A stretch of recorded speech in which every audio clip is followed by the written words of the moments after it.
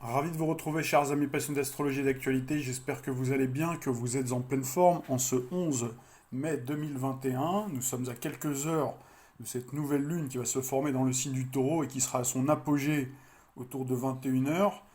Et justement, puisqu'on parle du signe du Taureau, il en est question au travers d'un article qui est paru chez CNews et qui vous parle d'astrologie.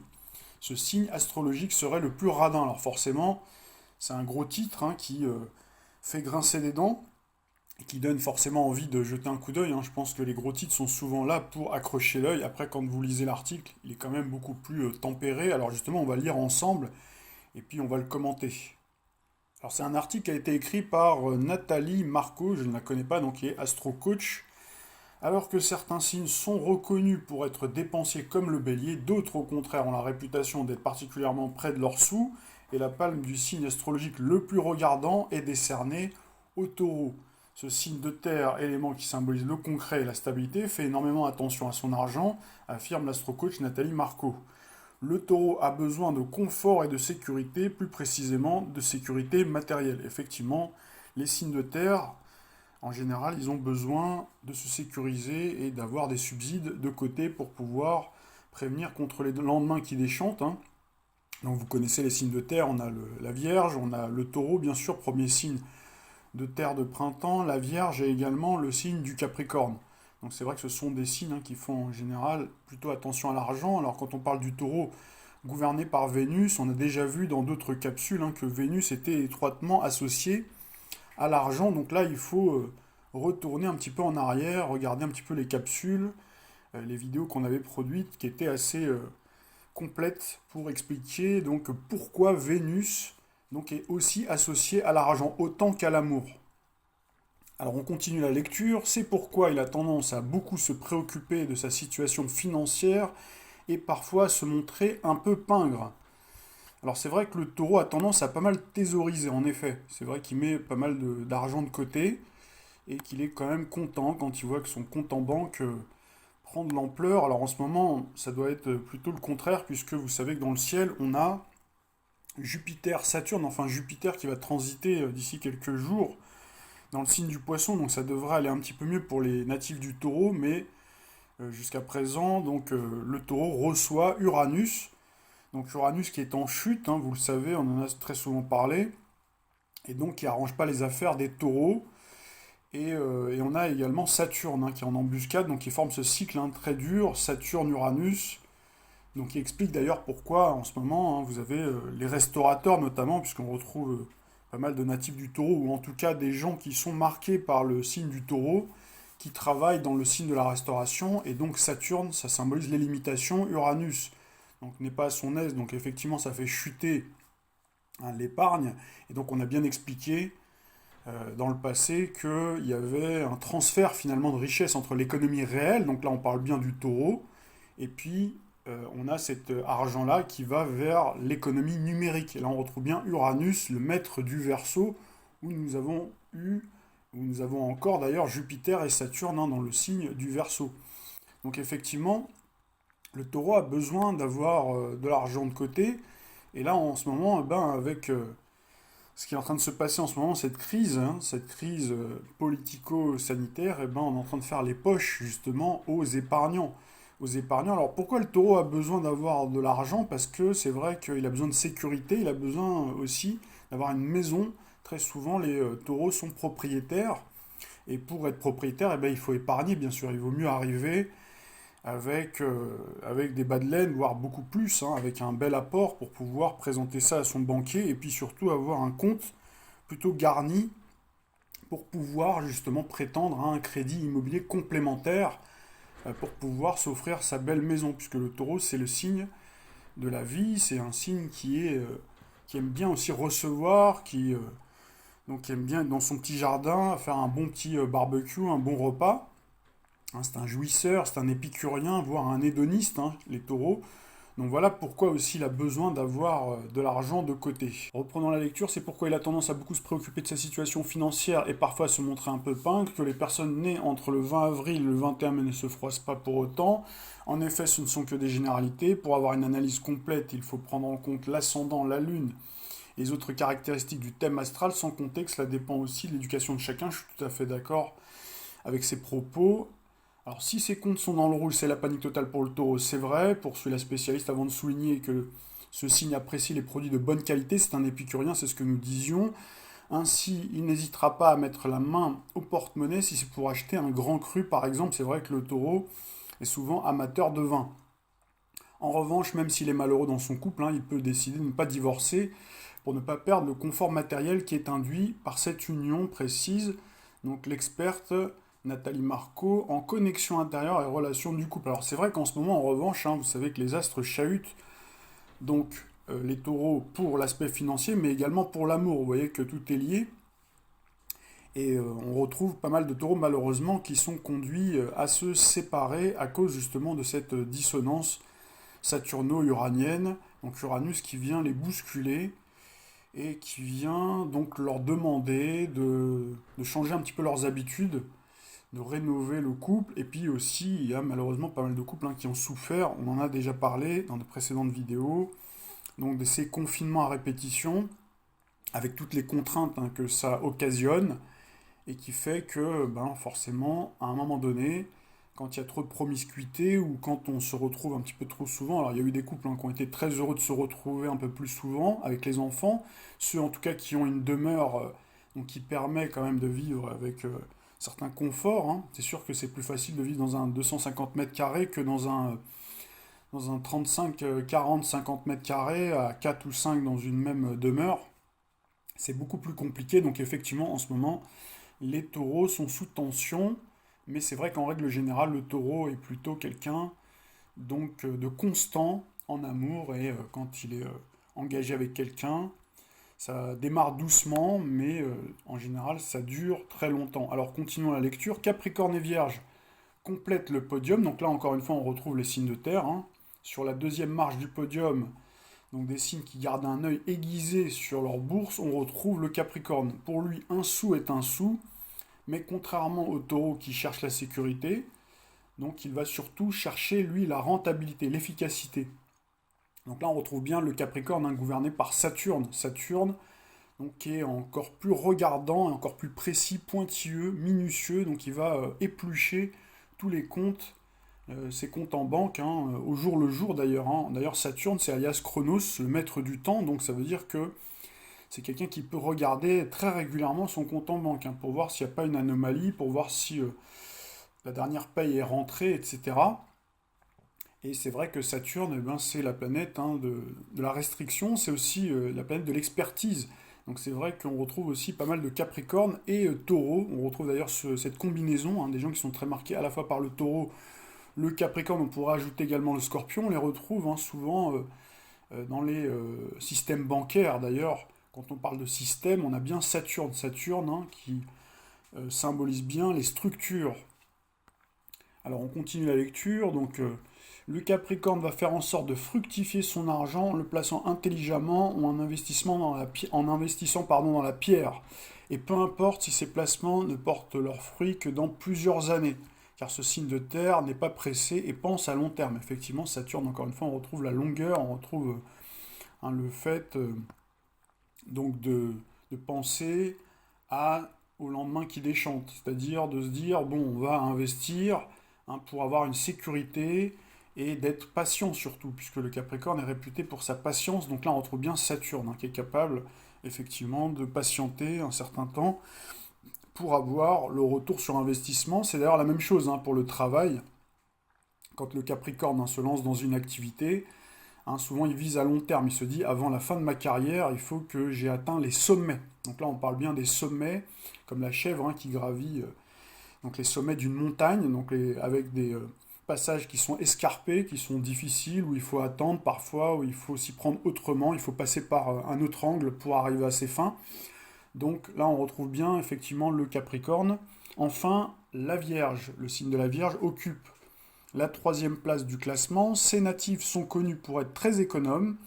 Donc ils ont l'habitude de mettre régulièrement de l'argent de côté pour s'assurer davantage de sérénité. Toutefois, précise l'astro-coach, les personnes du signe de la Vierge peuvent se montrer très généreuses quand il s'agit d'aider des amis des membres de la famille ou des personnes qu'elles ne connaissent pas, mais qui sont dans le besoin. Donc voilà, vous savez tout, donc je vous invite nombreux à nous rejoindre. Pour poursuivre sur cette thématique de l'argent et les signes du zodiaque, je vous propose très rapidement de voir un petit peu comment les autres signes se comportent face à l'argent, comment ils gagnent leur argent, quels sont les besoins financiers des autres signes zodiacaux pour être épanouis, comment ils dépensent leurs deniers. Alors c'est ce qu'on va voir de suite avec le premier signe du zodiaque, premier signe cardinal de printemps, signe de feu qui est gouverné par Mars. Donc c'est un signe qui est effectivement réputé pour être actif, proactif, donc forcément on retrouve cette qualité-là pour gagner son propre argent. Alors c'est un signe qui est réputé courageux et qui n'hésite pas à se lever de bonne heure, travailler vite et fort pour engranger un maximum de bénéfices. En un temps record, ça pourrait être un petit peu sa devise, ce qui lui permet ensuite d'acquérir ou concrétiser ses projets plus rapidement que les autres signes. Alors côté dépenses, sitôt gagné, sitôt dépensé, le bélier qui vit sa vie intensément sur l'instant présent n'est pas toujours prévoyant et est sujet aux dépenses coup de tête. Il peut dégainer sa carte bancaire ou carnet de chèques plus vite que son ombre, surtout s'il se sent en concurrence sur un projet. Alors cette impulsivité en fait un candidat idéal au crédit à la consommation et découvert bancaire. Passons maintenant aux Gémeaux, premier signe mutable de printemps et d'air qui est gouverné par Mercure, qui gagnera plus volontiers son argent dans des activités liées à la communication. Donc là on retrouve Mercure, la planète de l'intellect, des échanges, de la communication, mais également dans l'enseignement, le commerce, le journalisme, l'édition, le jeu et le sport. C'est vrai que souvent l'argent pour le Gémeaux, donc c'est quelque chose qui circule, hein. L'argent circule beaucoup, donc là on parle de dépenses pour le Gémeaux, et c'est vrai que l'argent rentre très vite mais sort tout aussi rapidement, mais son intelligence, sa sagacité vont permettre aux Gémeaux en général aisément de jongler avec les dépenses et trouver des solutions ingénieuses en cas d'imprévu. Alors c'est vrai que le Gémeaux est très futé, il a une propension à souvent faire preuve de parfois de légèreté d'un côté, mais en même temps il a cette intelligence pour savoir gérer à bon escient. Donc là il y a un équilibre à trouver entre les deux, donc entre la bonne gestion de ses deniers et puis cette capacité à dépenser aussi assez vite finalement. C'est vrai qu'il y a une forme parfois de légèreté, et il voit l'argent un petit peu comme un jeu quelque part, hein. Donc c'est vrai que le Gémeaux peut être le candidat idéal, hein, pour faire partie de cette catégorie des cigales plutôt que des fourmis du zodiaque. Le Cancer maintenant, alors c'est le deuxième signe cardinal du zodiaque, c'est un signe d'été, premier signe d'été, signe d'eau gouverné par la Lune. Donc il peut avoir une tendance à rêver de gagner beaucoup d'argent pour s'offrir une vie de rêve en forme de conte de fées, plus je dirais que se donner les moyens d'y parvenir. Alors c'est un petit peu caricatural, hein, je pousse volontairement un petit peu le trait, je force un petit peu le trait. Vous savez qu'on est toujours, hein, dans une lecture archétypale, hein, des signes zodiacaux. Alors c'est vrai que parfois la providence fait bien les choses, hein, dans la vie des cancers, notamment grâce à ses relations familiales qui lui permettent de gagner pas mal d'argent lors d'un legs par exemple, d'un patrimoine familial ou d'un héritage. Alors c'est vrai que quand la vie en revanche elle est moins chanceuse et généreuse, il aura tendance à vivre au crochet de ses parents, de ses frères et de ses sœurs, et dans une version par contre moins puérile, surtout s'il se sent investi de responsabilités familiales, enfants, parents, grands-parents. Donc il sera en général très protecteur envers les siens et il donnera tout pour subvenir à leurs besoins. Alors comment le cancer dépense son argent? Il peut avoir une relation enfantine avec l'argent et céder au moindre de ses caprices pour s'offrir des plaisirs qui sont parfois un petit peu futiles. Alors il est réputé lunatique, avec la lune effectivement qui change de forme et de signe très souvent, et il peut dépenser finalement au gré de ses émotions et ses envies. En revanche, il peut se montrer un petit peu plus conservateur, comme son cousin le taureau, un petit peu plus protecteur. Donc là, il aura plutôt une tendance à thésauriser aussi pour s'offrir lui aussi, ainsi qu'aux siens, une belle demeure ou des vacances au soleil. Donc là, on retrouve bien la lune. C'est vrai que la lune est en exaltation dans le signe du taureau. Parlons maintenant du lion et de son rapport à l'argent. Le lion, vous le savez, est gouverné par le soleil qui brille, qui attire généralement comme un aimant l'argent. L'astre de lumière et ses reflets dorés permet aux natifs de se tailler la part du lion et de gagner généralement confortablement sa vie dans des activités plutôt valorisantes comme les activités artistiques ou des activités de direction, des fonctions managériales. Le cinquième signe du zodiaque, alors il sait mettre un coup de collier, voire un bon coup de griffe pour, quand il faut, hein, pour activer son réseau et pour se dégoter les meilleurs plans pour remplir son coffre-fort. Alors côté dépenses, c'est vrai que pour le lion, rien n'est trop beau pour lui et il n'hésitera pas à dépenser des sommes folles pour s'offrir une vie royale. Il a généralement le goût du faste, du luxe, du beau, surtout pour le prestige, hein, que lui confèrent ses acquisitions.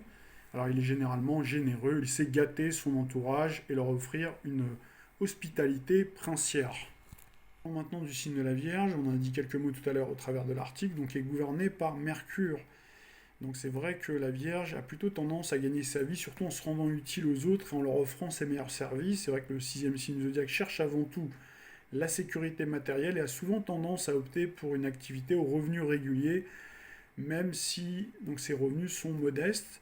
C'est vrai qu'il peut avoir tendance à sous-estimer la valeur réelle des prestations qu'il propose et donner un prix bien en dessous de la qualité. Alors comment il dépense son argent? C'est vrai qu'il est réputé pour sa nature prudente, donc il l'amène à dépenser peu, à se montrer plutôt économe. Il est en quête de perfection, et c'est vrai qu'avant de lui faire ouvrir son porte-monnaie, il va souvent cogiter, il va analyser, il va peser le pour et le contre. Donc il faudra véritablement que le produit ou le service proposé satisfasse pleinement ses aspirations. Il préférera renoncer plutôt que gaspiller inutilement son pognon. Concernant la balance, qui est également un autre signe vénusien, alors le septième signe du zodiaque gagnera surtout son argent grâce à ses talents de médiateur, de diplomate, également ses talents créatifs. Le natif sait en général jouer de son charme pour obtenir argent et avantages matériels qui satisferont ses goûts d'esthète. Alors comment la balance dépense-t-elle son argent? C'est vrai que la balance est généralement pondérée, elle sera balancée, contrebalancer le pour et le contre avant d'acheter.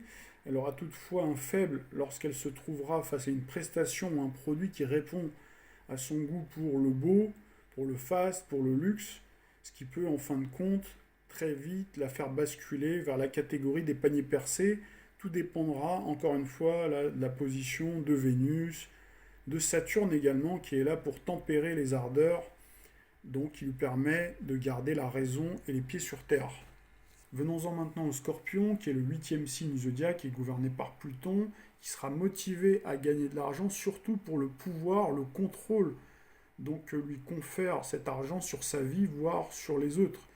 Donc là, il y a une notion toujours de pouvoir, et également cette capacité à concrétiser ses passions les plus intenses. C'est vrai que l'argent, pour lui, c'est surtout un moyen plus qu'une fin.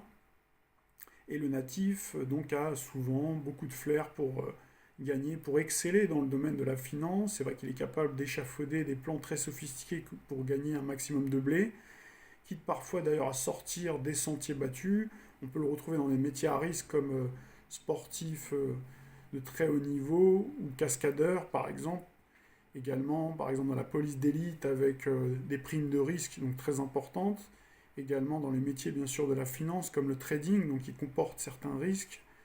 Également joueur de poker ou également dans des secteurs beaucoup plus borderline, voire illégaux comme vendeur de drogue.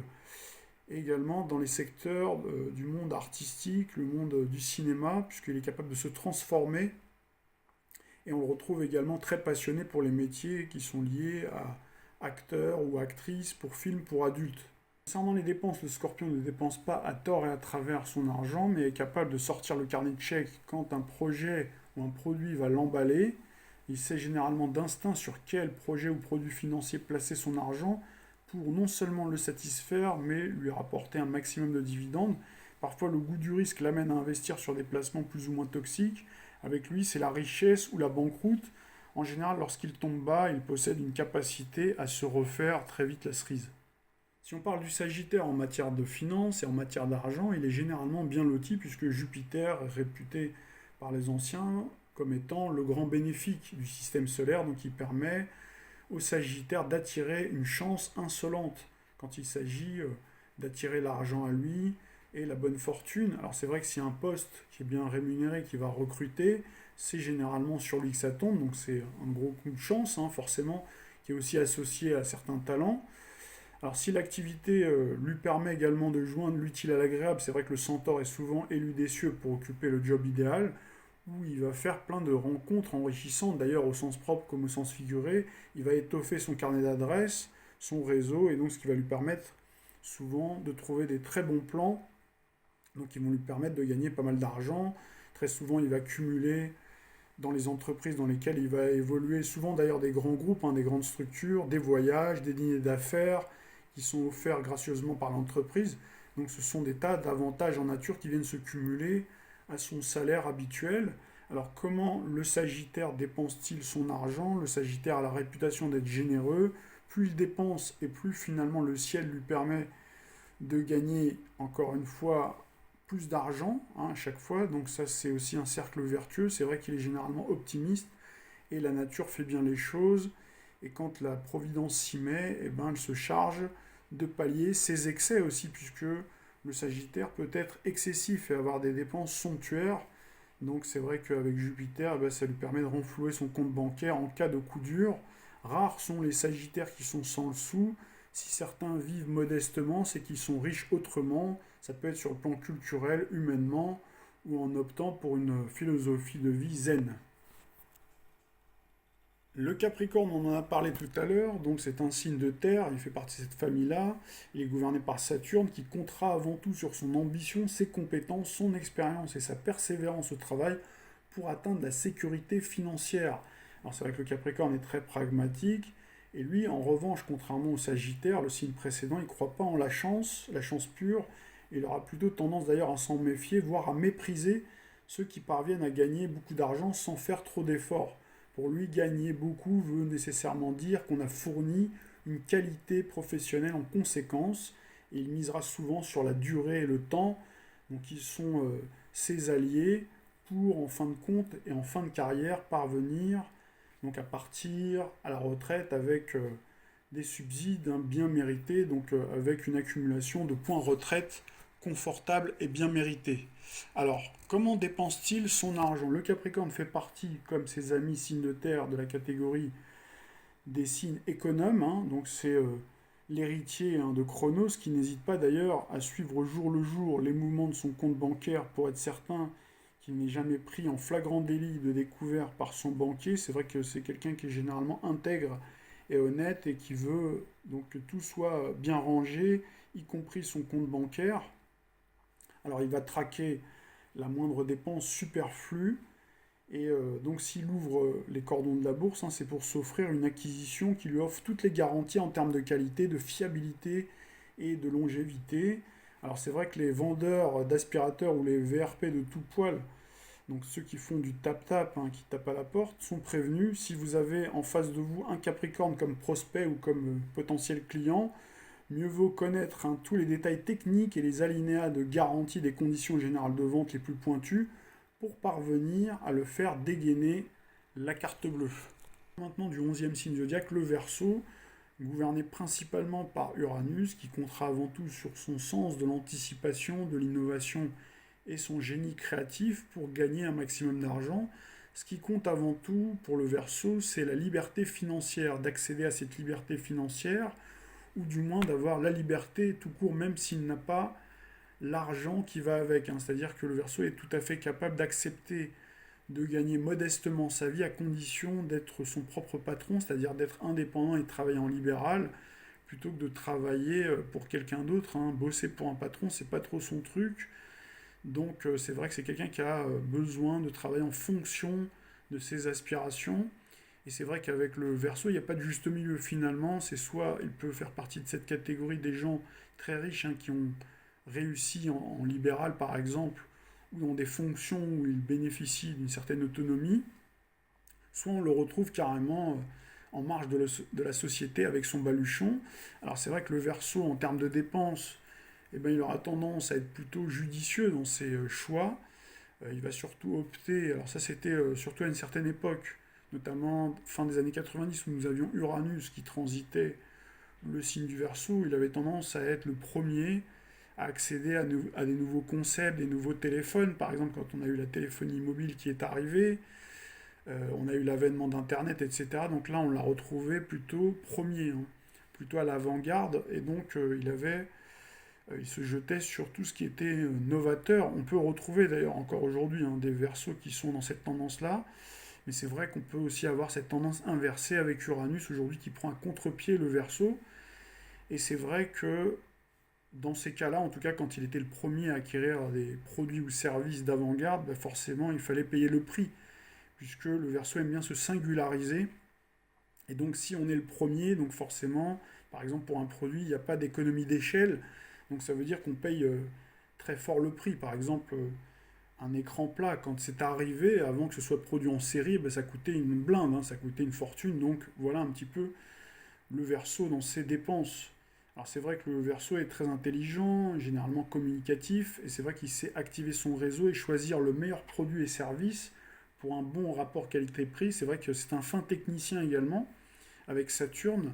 Donc Saturne le rend très sélectif finalement, et beaucoup plus sage, mais il est aussi parfois sujet à des coups de folie, c'est-à-dire qu'il peut se retrouver sans le sou d'un coup, c'est-à-dire se retrouver avec des grosses dépenses avec Uranus, quand Uranus se met en mouvement dans son ciel, ou qu'il a Uranus qui est valorisé ou pas très bien aspecté, notamment à Jupiter ou à Vénus. Finissons la marche avec le Poisson, 12e signe zodiaque, est un signe d'eau gouverné par Neptune. C'est vrai que Neptune et le Poisson ne sont pas forcément très à l'aise avec les questions matérielles et financières. Quand le Poisson gagne de l'argent, il peut lui arriver d'ailleurs même de culpabiliser. Il va souvent compenser en faisant des dons. Alors il compte sur le don de lui-même pour gagner sa vie en fusionnant ses idéaux, ses aspirations avec des activités rémunératrices. On retrouve d'ailleurs pas mal de natifs qui gagnent de l'argent de leur passion pour la musique, la poésie, le cinéma ou des activités à caractère humanitaire, environnemental ou philanthropique. D'ailleurs, on les retrouve pas mal dans le secteur hospitalier. Alors, peu importe la somme gagnée du moment que le service rendu permet de soulager les souffrances et rendre le monde meilleur. Alors, c'est vrai que le poisson a besoin d'une vocation, mais il peut avoir tendance aussi à s'oublier complètement et à se noyer et se faire happer par sa mission qu'il voit un petit peu comme un sacerdoce, où vous allez avoir autour de lui des gens qui vont profiter finalement de son dévouement, de son sens du sacrifice. On aura des gens qui seront peu scrupuleux pour justement tirer le maximum d'eux-mêmes, et finalement, ils ne gagneront pas beaucoup d'argent par rapport au service rendu. Alors certains, au bout d'un moment, vont être abusés, désabusés, découragés, incompris, et donc ils vont se retrouver en marge de la société, soit en quittant complètement déprimé le secteur d'activité dans lequel ils évoluaient, pendant que d'autres vont devoir aller vivre au crochet des autres, de la mendicité, c'est-à-dire qu'eux-mêmes ont tellement donné que parfois ils peuvent se retrouver dans une situation difficile, une situation même de précarité, voire de pauvreté, et à vivre des services, donc des revenus de substitution, chômage, RSA, etc. Alors comment les poissons dépensent-ils leur argent? Alors tout dépend de la façon dont, bien sûr, le thème est aspecté. Est-ce que c'est Neptune, l'éternel oublié, qui va l'emporter, ou est-ce que c'est Jupiter, l'astre de la prospérité, qui va l'emporter également? C'est vrai que le poisson a souvent tendance à pas être très organisé en matière de dépenses, ça va être très aléatoire, et il va avoir cette tendance à dépenser de l'argent un petit peu à tort et à travers. Mais en tout cas, si on a la réunion de Jupiter et Neptune, et qu'on a un bel aspect, par exemple Jupiter, Saturne et Neptune, eh ben, ça peut permettre aux poissons finalement de s'y retrouver, et donc de cumuler à la fois chance, richesse, générosité, et finalement d'avoir une vie de rêve. Et ceux qui ne connaîtraient pas la chaîne Odyssée, vous avez sous les yeux les références, je vous invite nombreux à nous rejoindre. Il y a déjà plus d'une trentaine de vidéos qui ont été postées, en plus de celles que vous connaissez déjà, donc qui existent sur la chaîne YouTube. C'est vrai qu'il y a une fonctionnalité très intéressante qui permet instantanément de transférer toutes les vidéos qui ont été postées sur YouTube, donc qui sont menacées pour certaines d'être censurées à moyen ou long terme, et donc là de les sauvegarder avec un système de blockchain. Donc c'est quand même intéressant, en plus de la liberté de ton dont on dispose. Alors c'est vrai que la fonctionnalité, enfin le fait d'avoir ce fond noir, je crois que ça rébute certains, mais finalement on retrouve la même qualité de son ou la même qualité d'image. Alors parfois il peut y avoir quelques bugs, mais en règle générale ça marche, ça fonctionne plutôt bien. Et donc vous pourrez me retrouver, on parlera également astrologie, d'ailleurs j'ai déjà commencé à poster des capsules où on entremêle astrologie et actualité comme on a pu le faire jusqu'à présent sur YouTube. Alors la majeure partie du temps, ce que je vais faire, c'est que je vais relayer donc des informations, puisque c'est vrai que le temps n'étant pas extensible et l'agenda étant assez plein, donc c'est vrai qu'il faudrait véritablement se recycler à temps plein dans cette nouvelle activité, délaisser complètement donc son activité principale, à savoir consultant en astrologie, voyance, plus ses autres activités annexes, donc pour faire de la réinformation complète, être entre guillemets lanceur d'alerte ou être faire du journalisme, hein, clairement. Donc ça, c'est quelque chose qui est quand même un petit peu compliqué à faire. Néanmoins, donc, je tiens à ce qu'on poursuive le travail qui a été commencé, donc qui est conforme également à la ligne éditoriale du blog, hein, depuis maintenant 10 ans, puisqu'on a fêté les 10 ans le 10 avril dernier, donc ça fait déjà un mois. Donc voilà, vous savez tout, donc je vous invite nombreux à nous rejoindre.